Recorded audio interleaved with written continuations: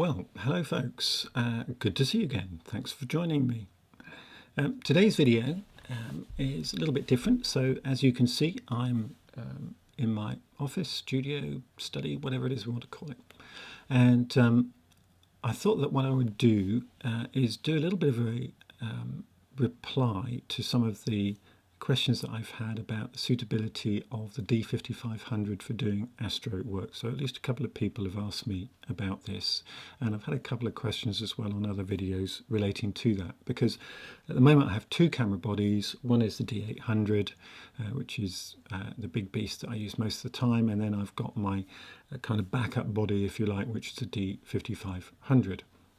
Now, I'd like to answer these questions in the context of looking at the D7100 as an alternative to the D5500 and as having that as a second backup body instead of the D5500. And the reason for that is I bought a D7100 for my daughter a little while back. She's not really using it, and so she decided to sell it, and I said, well, actually maybe I should buy it off you and swap it out for my my D5500. So to kick this off, I want to just explain why it is that I bought the 5500 in the first place. So here it is, and it's a nice little compact camera. It weighs next to nothing, about 420 grams in terms of the camera body, and so it just feels incredibly lightweight. And actually it is a lightweight camera. This is it's really a consumer camera. It's not a professional camera body. But I bought it mainly because it has this articulated screen. I was getting into vlogging. I was getting a bit frustrated by the fact that when I tried to view myself in terms of setting up a shot, I just couldn't tell whether or not I was in frame. Well, actually in practice now what's tending to happen is that I'm using the iPhone 7 as my primary vlogging device now, or video recording device, and that's because there's been such a big improvement in the rear-facing camera on the iPhone 7 Plus. So it now has full 1080p high-res video on the rear-facing camera, so I can now vlog in high resolution and see myself in frame when I'm doing that, just to check the composition of what I'm filming. And so I no longer really need this articulated screen that I bought the D5500 for. Now, there were one or two frustrations that I fairly quickly came across or encountered when I bought the D5500 that meant I was, if I'm really honest, quite disappointed with it. If you're used to using a D800, then I'm sorry, but the D5500 is going to seem like a disappointment in comparison. And now, part of the reason for that was the fact that there is no headphone socket on it. Now, I don't know what Nikon are doing. What is it with companies at the moment about removing headphone sockets? Apple have removed the headphone socket on the iPhone. That's driving me insane. Nikon have removed the headphone socket on this camera. They did have one on the 5300. They don't have one on the 5500. If you're going to put together a camera with a video DSLR market in mind, and you want it to be a vlogging camera, why would you take away the headphone socket? It's just mad. Come on, Nikon. It needs a headphone socket because you need to be able to monitor your audio. So it's been annoying. So no headphone socket on this one. The other thing, major thing that I found very restrictive is that I cannot use, well, I can use, but I cannot autofocus with my older G lenses, non-G lenses rather, on the D5500. And that's because this body does not incorporate an autofocusing motor, as opposed to the D800 and the D7100, which both do have an autofocusing motor, so they're very happy using my older lenses. I can use them on the 5500, but I have to focus manually, and my eyes getting a bit old, and so I'm tending to find that manual focus is just not sufficiently reliable for me. I need the autofocus feature. Okay. Also, another feature that I have found really frustrating with the 5500 is the fact that it only has one command dial. So turn the camera on there. I can control the shutter speed here with the command dial, left, right, changes the shutter speed.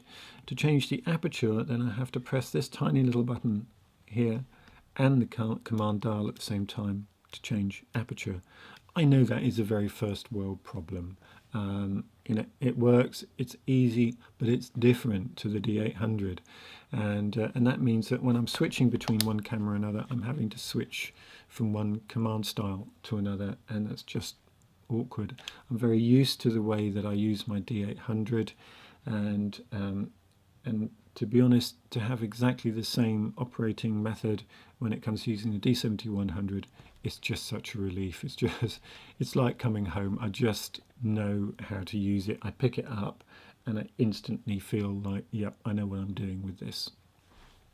Another difference between the cameras is that battery-wise, there's a smaller battery for the 5500. It's a smaller camera, that's fine. You get plenty of use out of it, but it's a different battery.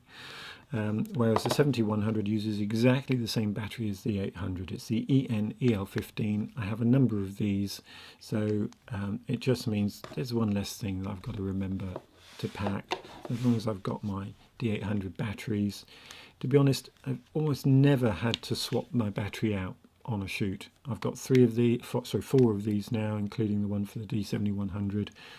To be carrying four of these big batteries, 1900 milliamp hour batteries around with me for a weekend shoot, that's plenty. So having that compatibility is also a plus for me. There's very little difference in price between these. I tend to buy most of my camera equipment second-hand. That's just how it has to be. And the 7100 is an amazing amount of camera for the money. You can pick these up for about 450 quid on average on eBay for just buying the body. And to get all of this camera, sorry,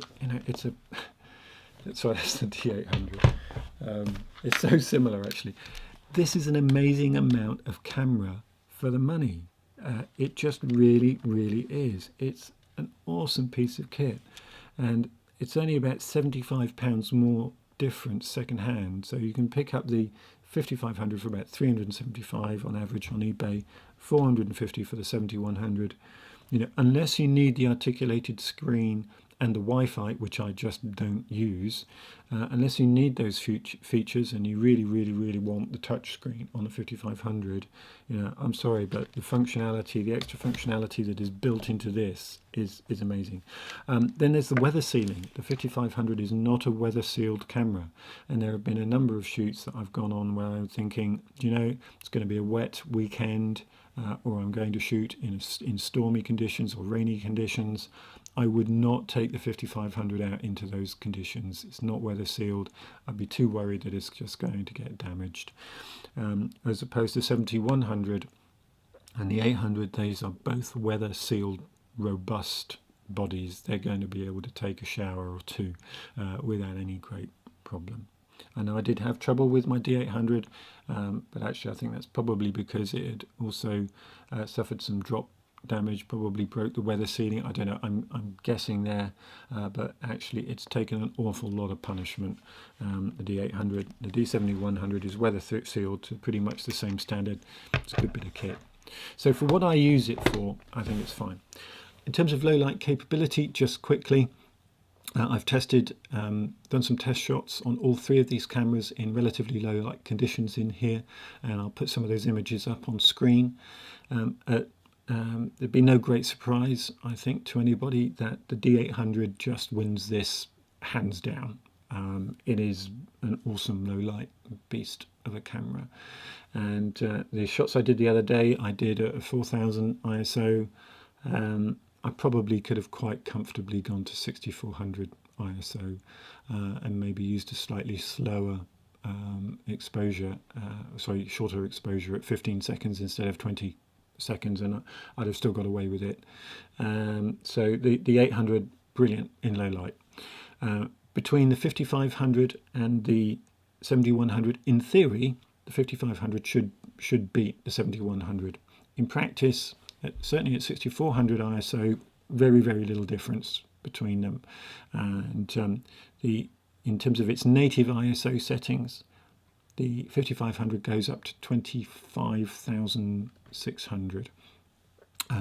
I would not shoot with it. It's just so noisy, a lot of color noise, a lot of grain at that ISO level. Even at 12,800, I would not be using it unless I was absolutely desperate and had no choice. And similarly with the 7100. But at 6400 ISO, both good acceptable results for this sort of photography, and which is amazing really for the money.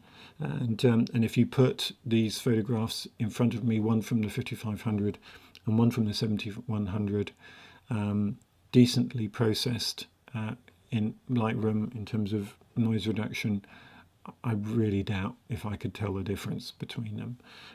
So actually just not that much difference between them. And then also in terms of megapixel count, they're both 24 point something megapixels. Again, just nothing to choose between them really. So in terms of value for money, things like autofocus capability, just so much better on the 7100. You've got 51 focus points instead of 39. 15 of those are cross point type focus points on the 7100, just 9 on the D5500. So much better low light focusing capability actually on the 7100. It's a good camera. It's a lot of camera for its money. That's what I'd go for if I was choosing between them. But if you're asking me, can you do this kind of astrophotography with a D5500? Absolutely, you can. The much more important issue for astrophotography is not going to be so much the body that you're using in terms of choosing between these. It's going to be what lens you've got. And if money really is that tight, invest your extra money in a wider aperture lens. For this sort of work, ideally you need to be f2.8 or wider. I just about got away the other night with an f4 because I've got a 16 to 35 millimeter f4.0 lens, constant aperture lens, Nikon one, but I had to ramp the ISO up to 6400 in order to get acceptable results with that. But I would spend the extra money if it really did come down to a choice on a better lens and a tripod and a cable release. I think those are far more important issues than which camera body you choose. So make sure you've got really stable tripod. Make sure you've got a cable release so you're not having to touch the camera as well, and make sure you've got as wide an aperture lens as you can afford. So there you go. Lots of good reasons there for me, particularly to swap out to the 7100. I know it's a 2-year-older camera. It was launched in February 2013, as opposed to the 5500, which was January 2015.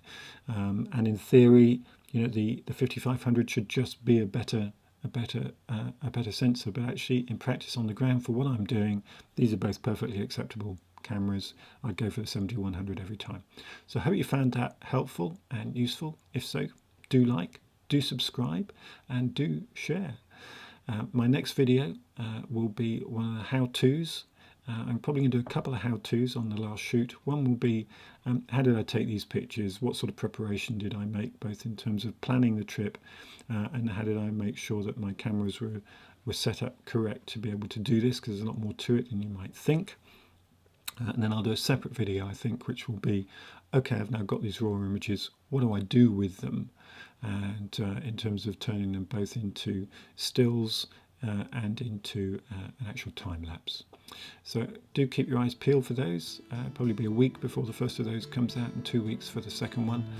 So I look forward to seeing you guys next time, and thanks for watching. Bye for now.